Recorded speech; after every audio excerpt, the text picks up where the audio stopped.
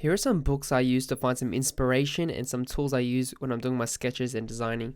So the first one is How To by Michael Beirut. It's an awesome book. It shows you his branding processes and all the big clients he's worked with.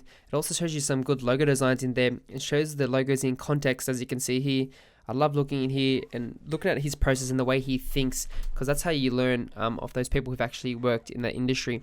And you can see here just some examples of some good identities and logos, which I love to look at and see them in their full form, which is pretty awesome. Another good one is Pretty Much Everything by Aaron Draplin.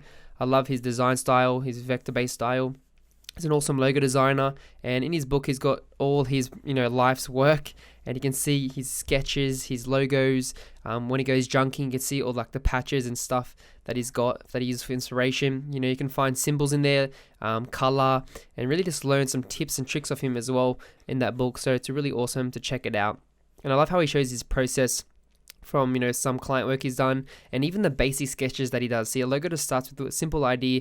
It's not complicated. It just has to start off with one simple concept, and then you break it down and create a nice logo and symbol from it. So you can see here just going through for some inspiration, and I love this book. It's a must buy if you want some inspiration.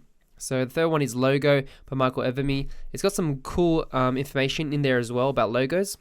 But the book is just full of different symbols, logos, logo types, letter marks.